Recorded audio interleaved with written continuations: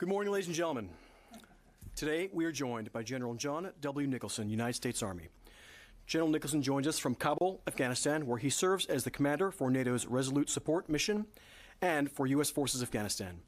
Due to the General's demanding schedule today, we are limited to approximately 30 minutes, but this briefing will be the first of many regular operational updates for Resolute Support Mission, and we will be happy to assist you in getting any unanswered outstanding questions you have after the brief. You have, and then we will proceed to answer some questions. Over to you, sir. Hey, thanks very much, Adrian. Good morning. It's good to be with you all again and give you an update on the situation here in Afghanistan, and in particular the implementation of the South Asia policy. While we've seen many of you over here in the last 6 months, the last time we spoke was in November, a lot has happened, and I'm hoping to put that into some context for you. The goal of the South Asia strategy is reconciliation, and as President Ghani says, it's been a game changer. Now, why does he say that? Within 6 months of President Trump's announcement and the implementation of the strategy, we had the elements of a peace proposal outlined by the Taliban in an open letter to America and a formal peace offer by President Ghani. His proposal was unanimously endorsed by the international community at the Kabul Peace Process Conference and at the Tashkent Conference. Diplomatic activity picked up substantially at that point, and a number of channels of dialogue have opened up between the various stakeholders in the peace process. Now, what's been encouraging is that concurrent with this intensified dialogue, we saw the levels of violence drop to lower levels. Specifically, between February, when these offers were made, and the end of April, the levels of enemy-initiated violence dropped to 30% below the 5-year average. Then on 25 April, the Taliban announced their offensive, and in the months since, we have seen the violence increase, but still to a level that is 10 to 12% below the 5-year average. I call this talking and fighting. And as the SecDef has said, violence and progress can coexist, and that's what we're seeing. We've seen this in other conflicts, such as Colombia, where the two sides were talking about peace at the same time that they were fighting each other on the battlefield. But let me go ahead and unpack some of the violence for you, because I realize that these reports come back unfiltered to you, and let me try to put some of this in context. With the South Asia policy, we got additional firepower and additional authorities. The Taliban have generally then sought to avoid our air power and attack more remote district centers. The one exception this spring has been the city of Farah, and I will come back to that specifically. So the Taliban, to avoid the casualties that come from our air power, have not sought to gain and hold new ground. Rather, they have tried to inflict casualties and gain media coverage. And so how is this going? In this period of violence that I outlined, over 80% of the enemy attacks on district centers have been defeated by the ANDSF, meaning the Taliban failed to take their target. And the 20% of the attacks where the Taliban were successful in taking 5 district centers, all of those district centers have been retaken by the Afghan forces, some of them within hours, and the longest one that anyone was in their hands was for 10 days. The one exception to a remote district center being attacked was the city of Farah. This attack was conducted by enemy fighters from Helmand who joined local enemy fighters in the province of Farah, and we believe this was an attempt to divert attention away from them in Helmand to relieve pressure on them. They took advantage of bad weather and collapsed 8 police checkpoints to gain entrance to the city. They then moved on certain targets in the city to include the prison to release some of their prisoners, the bank, and other government buildings. The local forces defended in place and prevented the fall of any of those structures that I mentioned. The key thing here is within 18 hours, over 500 commandos and special police were on their way to Farah, and they were moving under the steam, if you will, of the Afghan Air Force and on their own driving to the city. So within 24 hours of the attack, these Afghan forces, supported by the Afghan Air Force and of course enabled by us as well, drove the enemy out of the city and into surrounding districts where they pursued them for a week. During this pursuit, a number of these Taliban leaders and fighters returned to Helmand. And through some great intelligence work by our Marines, led by Brigadier General Ben Watson, they tracked 50 of them to a meeting in Musa Qala and struck them with HIMARS rockets, killing dozens of the enemy leaders. So where does this leave us at the end of that action? Afghan forces in control of Farah, and many of the enemy leaders who led the attack are now being pulled out of the rubble in Musa Qala. Another example of a failed enemy attack occurred today. 8 terrorists in a captured Humvee attempted to penetrate the Ministry of Interior headquarters in downtown Kabul. They were stopped, and in a sharp firefight with special police, all of the enemy were killed with the exception of one who was captured. We did lose one friendly casualty and had a few wounded, but the enemy attack failed and never was able to penetrate MOI headquarters. So these are just a few examples of the improvements we've seen in the ANDSF fighting abilities, which of course is the focus of our investment and one of the key parts of the South Asia strategy. Defeating 80% of enemy attacks, retaking any fallen district centers, successfully defending Farah, pursuing and killing the attackers, defeating terrorist attacks. I know many of you have also heard of the generational change in leadership that's occurring inside the Ministry of Defense and Interior with the inherent law. We'll talk to you about that more in future sessions that we have with you. As you know, our counterterrorism effort is the other key mission, and our top 2 targets remain Islamic State Khorasan Province and Al-Qaeda. Islamic State aspires to spread around the country, but currently they are geographically limited to 3 areas: Jowzjan, Nangarhar, and Kunar. Our CT team recently killed the leader of the Jowzjan enclave, Qari Hekmatullah, and many of his fighters, which caused many of them to fade away or to flip sides to the Taliban, severely disrupted. We are maintaining the pressure on that particular enclave to defeat this group, and we're also maintaining pressure on the group in Nangarhar with what is called Operation Hamza, which has been going on for the past year and steadily reducing their space and inflicting casualties. Finally, I want to highlight the peace movement, which has sprung up in the wake of a Taliban attack against civilians in Helmand. This movement is nationwide, it's grassroots, it's non-aligned with the government or anyone. It is calling on all parties to enter into ceasefires and peace talks. They have held events in over 20 provinces, and as I speak, a group is now walking from Helmand to Kabul to present their demands to the government. They are courageous Afghans who reflect the strong desire of the Afghan people for peace, and this has never happened before in Afghanistan to my knowledge, over 20 provinces. So it's important to remember that the Afghans want and deserve peace after so many years of fighting. They are fighting not only on behalf of their own country, but literally on behalf of all of us by keeping pressure on the terrorists here so we don't have to fight them on our own doorstep. So we appreciate the sacrifices and the progress of the Afghans in this fight. I look forward to taking your questions. Back to you. Thank you, sir. We'll start with Bob Burns from AP. Thank you, General Nicholson. A question or two about the May 24th HIMARS attack that you made reference to. To understand it a little better, could you be more specific about who these 50 people were,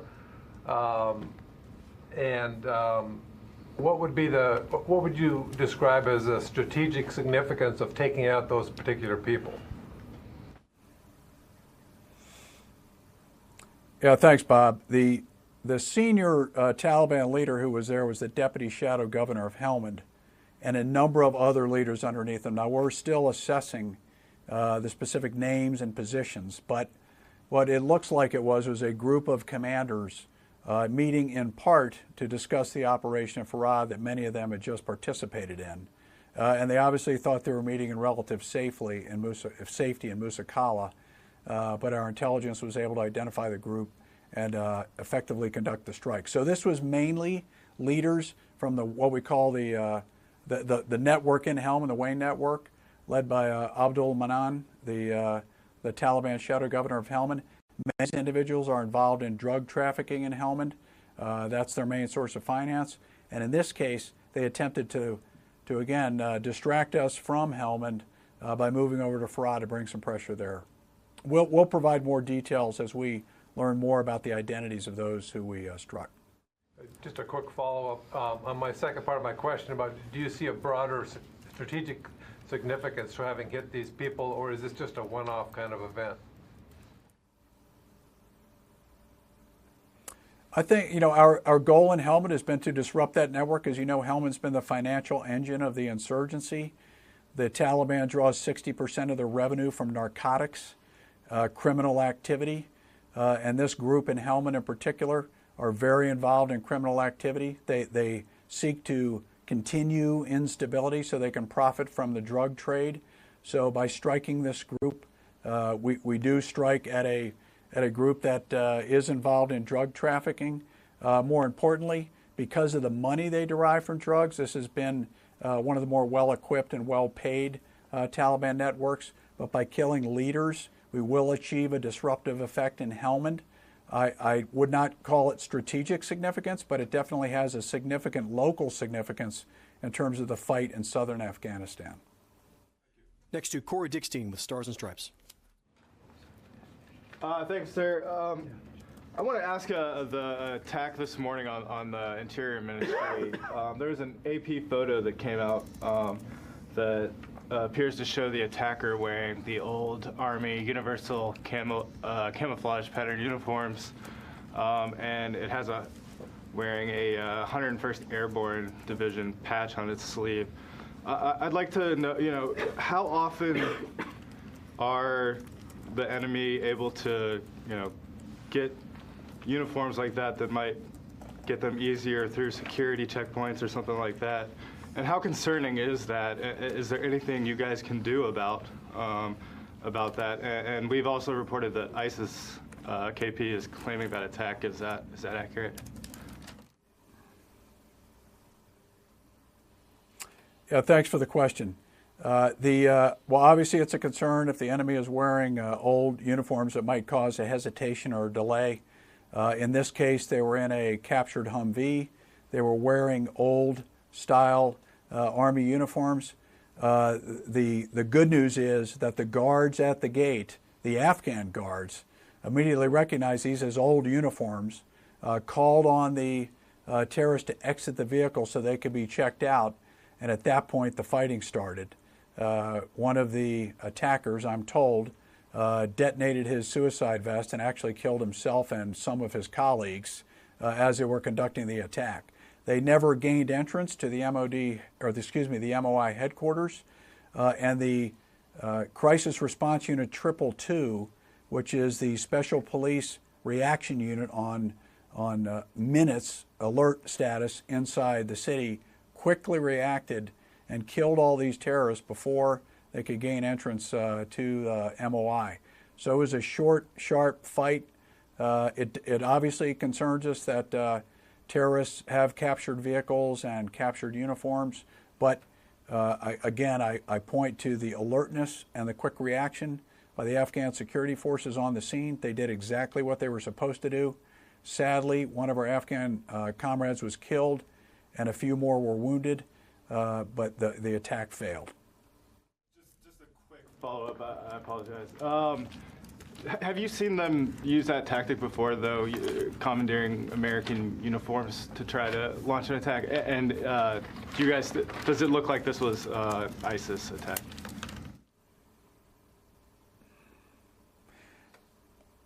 No, we believe it was a Taliban Haqqani attack, but we're still developing that information. This tactic tracks with their tactics in the past, but more to follow on that as we learn more about the identity of the attackers. We have seen uniforms used in the past. Frankly, it's been well over a year, I think, since we've seen that, but we'll get back to you with more details. We don't, at this time, do not believe it was an ISIS attack. Wyatt Goolsby from EWTN. Thanks so much, General. Thanks for doing this. you had mentioned the violence that the Taliban is carrying out against civilians. I want to follow up on that because the State Department yesterday put out a report talking about international religious freedom, highlighting Afghanistan, and actually said the Afghan branch of the Islamic State and the Taliban, quote, continue to target and kill members of minority religious communities. Is there any insight you can give about what the Taliban, exactly how they're targeting civilians and religious minorities, what kind of attacks they're carrying out? Yeah, thank you for the question. So the first thing I'd say is that the Taliban in their public statements contend that they don't attack civilians and they encourage their leadership not to. And so they make a point of this every year. But of course, as we saw in January, let me give you an example. The Taliban had an ambulance packed with explosives that they drove to a hospital and detonated, which killed or wounded well over 100 civilians. So this is an example of a Taliban-style attack using an ambulance to gain entrance to a hospital and then detonating next to a hospital. So this is the nature of the violence. Another example would be, I mentioned the suicide attack at a wrestling match in Helmand that precipitated the peace movement, again, going into a sporting event, not a security event at all, and killing locals. And this brought on an enormous reaction by the locals. Now, I wouldn't say that either one of these two attacks, as an example, were religious or sectarian in nature.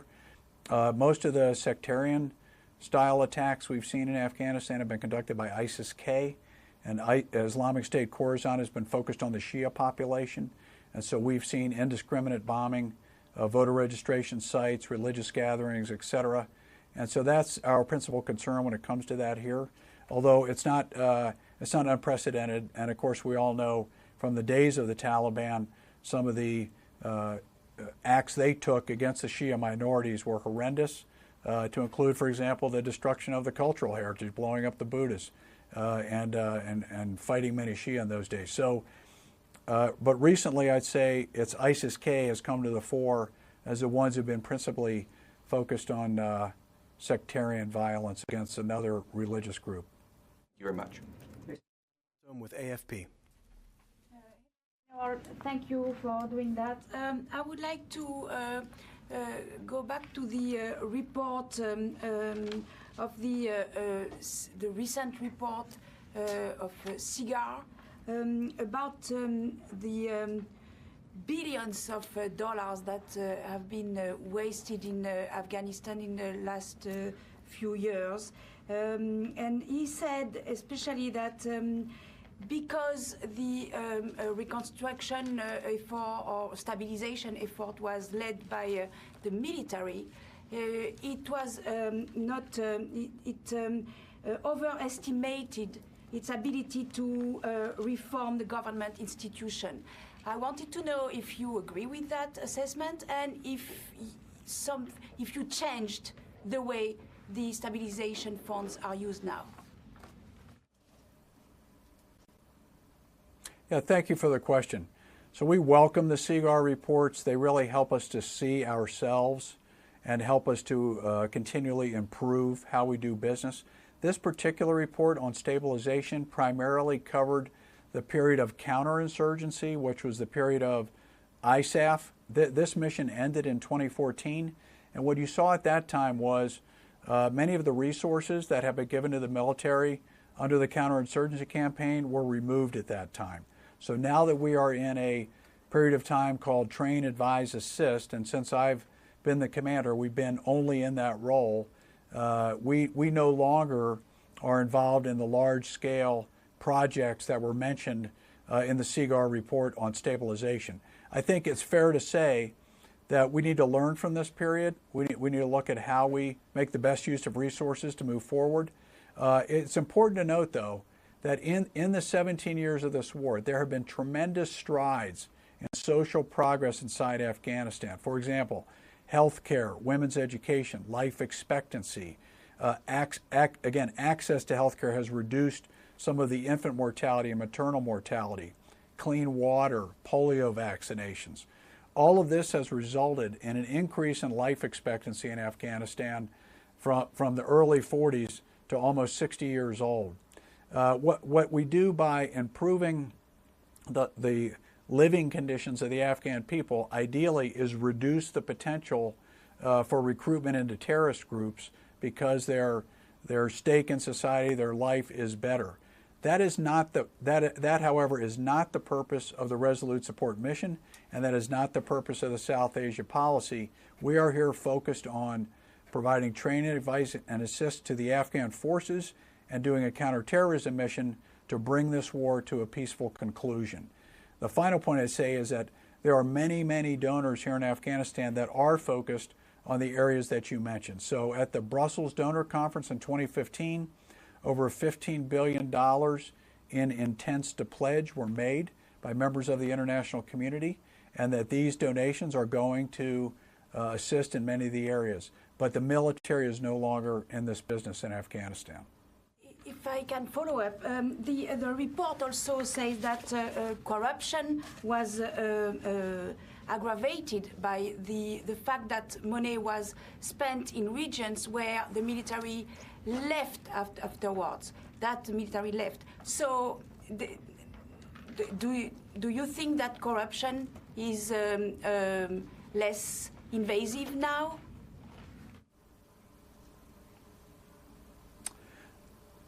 Ma'am, I would ask to be able to examine that correction. I'm not familiar with that specific issue that you raised there, but I'd be happy to take a look at it and provide you a response later once I've had a chance to see the specifics of that particular citation. All right, next to Phil Stewart with Reuters. Hi, General. Thanks for talking to us. I want to follow up on your remarks about talking and fighting and the peace movement. First of all, how much talking is going on right now that you're aware of? And on the peace movement, you mentioned their calls for a ceasefire. What would be the impact on your ability to pressure the Taliban, and if these calls for ceasefire actually gain some momentum? Would that be detrimental to your campaign? And I have one other follow-up question on something you said. Thank you. First off, on talking and fighting, again, common to many the stages of many conflicts. Colombia is the most recent example, where as the negotiating teams for each side were meeting, I should point out they met in secret. This is how they were able to advance the talks. So I think what you're seeing right now is a lot of the diplomatic activity and dialogue is occurring off the stage, and it's occurring at multiple levels. So you see mid-level, senior-level Taliban leaders engaging with Afghans. So let me give you a few examples without naming names, because again, part of the ability to advance this is it's conducted in a confidential manner.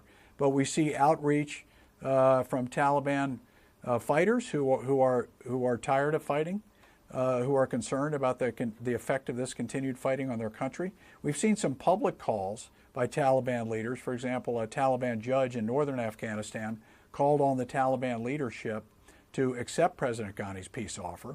We've seen comments from some former Taliban members who are no longer actively part calling on this. But the most significant are the dialogue that's occurring between various stakeholders. And what I mean is you have international governments, international organizations, external nations, internal Afghan leaders, both in and out of government, all of whom are engaged to varying degrees of dialogue with either those who work with the Taliban or actually some of the Taliban leaders themselves. And I think this explains why you've never seen a formal response to President Ghani's peace offer, is that there is a robust dialogue going on inside the Taliban. I would also refer you to the open letter from the Taliban to America and President Ghani's peace offer. When you lay these documents side by side, you'll find there's a few key differences, but there's many points of intersection. And so this is what leads me to the conclusion that there's tremendous potential to advance the reconciliation dialogue. And again, I don't want to go any further. My diplomatic colleagues are the ones that are involved in this, and their ability to be successful depends in part upon the confidentiality of the process. And sorry, on the ceasefire, and then I want to double check something you said on the enemy-initiated violence. But on that, how would a ceasefire affect you? Yeah. Yeah, so, well, first off, these a proposal, for example, came from the peace movement for this. First and foremost, these are questions for the Afghan government to consider. So remembering we're here in our NATO role and U.S. is part of that, training, advising, and assisting the Afghans. So the NATO mission is a non-combat mission. So that, from that perspective, that would not have an impact on that part of our mission. Okay, now in terms of the combat enabling of the Afghan forces that we do under our U.S. authorities, that would have an impact there. But again, that would be a policy decision that our government would have to consider on the potential benefits. Again, the end state of the policy is to achieve a reconciliation. So I think, again, our government would need to consider, would this move us forward towards that end? And I think that would be the key consideration, less so than the effect on our train, advise, assist mission. Now, in our counterterrorism mission, we're focused on groups other than the Taliban. So that would be the key decision point there. Again, not wanting to get in front of my political leadership. This will be a decision taken at those levels to look at the impact on our range of missions. Just double checking really quick. You said initiated violence was 30% below the 5-year average. We had been told in previous years that there was no longer reliable data on enemy-initiated attacks because of the inability, the smaller U.S. intelligence footprint in Afghanistan. How confident are you on these numbers, especially the 5-year trend? And are these based on Afghan statistics, or are these based on your own intelligence collection? Thank you. Yeah, thanks for the question. So this data goes back to 2013. As you know, we've been collecting it for years. So the data, much of this is Afghan reported coming to us. So there is a standard deviation has probably increased. The thing that's significant though is the fact that it was 30% is statistically significant. And so if this were a matter of a few percentage points, I'd have less confidence. But when we talk in percentages like the current 10 to 12% and the previous 30% that we saw from February to April, I believe it is significant. And I do believe it was lower based on that assessment. All right, sir. So we are at 11:28. I know you have a 30-minute stop, so I'd like to do 3 more questions, but no follow-ups, please. So we'll go to Tara Kopp, Military Times. Thank you for doing this, General. As your command in Afghanistan nears a close, I wanted to see if you'd be a little more reflective with us and answer the question of, why should the U.S. continue to send its sons and daughters to Afghanistan? Why should the U.S. military stay? Yeah, thanks for the question. It's really important. And it's been a long war. But I would note that in that time, our country has not been attacked from Afghanistan. Remember that 21 designated terrorist organizations exist in this region. ISIS-K, for example, did not exist in this region until about 2014, 2015. And it primarily was created by members of other groups. So the fact when you have a large number of groups in close proximity with a significant population to recruit from means that there is a threat from this region to our homeland. So our choice is fairly simple. We either keep the pressure on them here or they bring the fight to our doorstep. And so the 2 principal groups that we're concerned about there are Al-Qaeda and Islamic State. Thanks to the great work by our counterterrorism forces, we have devastated Al-Qaeda, but they still exist. Islamic State has ambitions. Now again, because of great work by our CT forces, we've been able to keep pressure on them, but it's too soon to take the pressure off. If we are able to achieve a reconciliation through the South Asia strategy, and again, as I've outlined tonight, we're taking positive steps in that direction, and we achieve a degree, an increased degree of stability here. Again, this is Afghanistan. There will always be violence. But if we achieve an increased degree of stability and a lowering of the violence to a level that the Afghans can manage, then it's going to be much easier to keep pressure on these terrorist groups, and that's in the benefit of our nation and all the nations of the coalition. And on that last point, I'd say this is not just an American mission. There are 39 nations here. In fact, we've had 2 more that have recently offered to join, UAE and Qatar. And so these nations not only contribute troops, they contribute financially, and they bring the legitimacy of a 39-nation coalition to keep pressure on these terrorist groups. So preventing these terrorists from launching attacks out of this area, again, largest concentration of terrorist groups anywhere in the world, is the principal reason why we're here. And we have been successful in protecting our homeland from attacks emanating from this region ever since 9/11. This is a real quick follow-up. You said Cami, soon, but it's Tara. been a 17-year conflict. Just from your experience on the ground there, what is the primary role then for the U.S. and do you see this as really just a really long-term presence to continue to keep that terrorism threat at bay from U.S. homeland? Well, we have a global counterterrorism mission, of course, that we do to protect our homeland. I think the key difference here in Afghanistan is we have a tremendous partner in the Afghan people. And you've heard the phrase by, with, and through. Well, nowhere is that more apparent than here in Afghanistan. These Afghan counter-terrorist forces are the best in the region. I mean, the Afghan Air Force, they flew their first sortie 2 years ago in an A-29. Today, they're dropping laser-guided bombs. We provided them UH-60 helicopters in September. They're flying their first combat missions now. So these people want to defend their own country. They view it as a matter of pride that they are the ones fighting and, if necessary, dying to protect their country.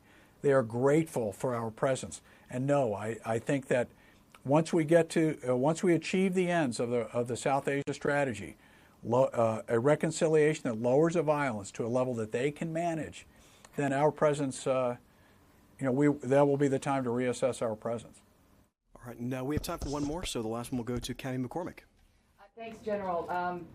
Back in March, you talked about securing, hardening Kabul with more U.S. advisors with special operations and the Afghan police, retraining them and refocusing on the gates, stopping explosives coming into the city. Can you give us an update on how that's going and what's ahead, what you're still working on? Thank you for the question. Very important. So remembering that Kabul's a city of 5 million, 15 years ago it was about 500,000. So it exploded, literally, growing exponentially in size. And unfortunately, city planning, security, et cetera, did not keep pace with the exponential growth. Now let me just give you a few quick metrics.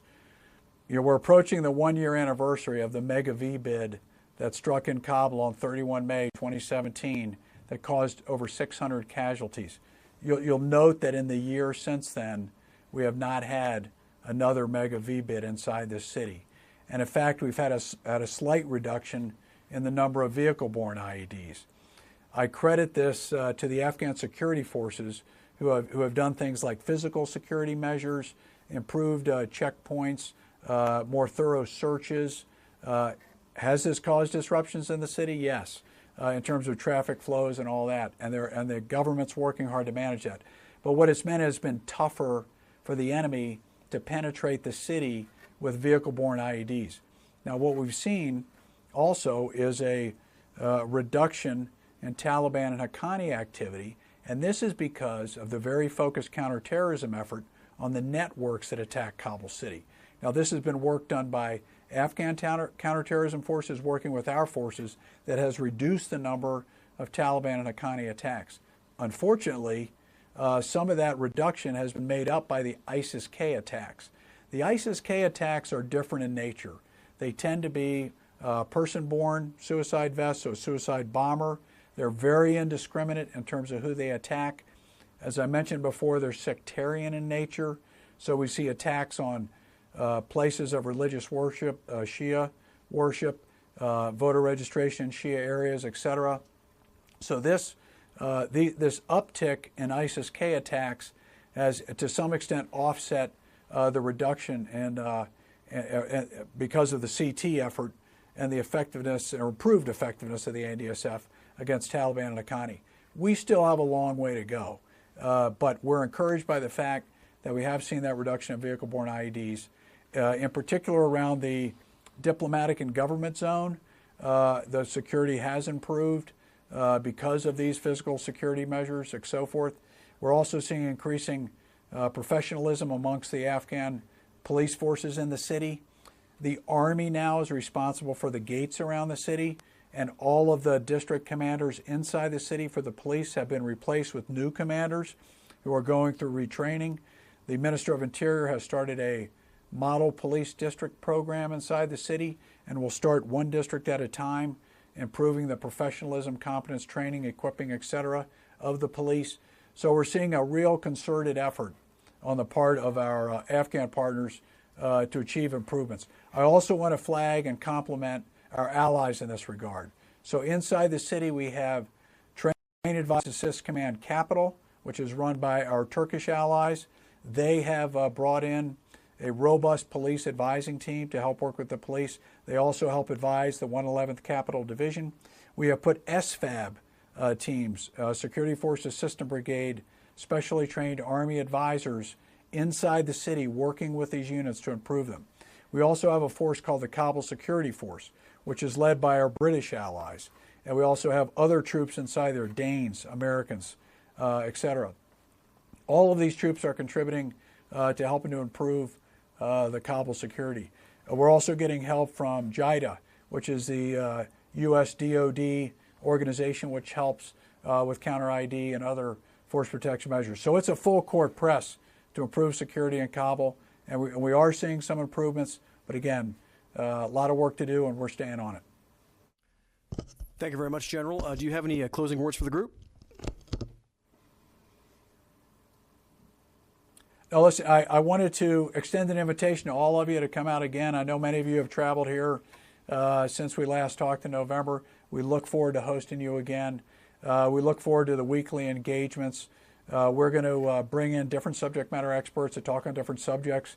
If you've got particular areas of interest, please let us know. And we look forward to either addressing those in these weekly sessions or getting back to you one-on-one to cover down on things. So again, thanks for the coverage. Thanks for joining us today. Thanks, sir. Ladies and gentlemen, have a great day.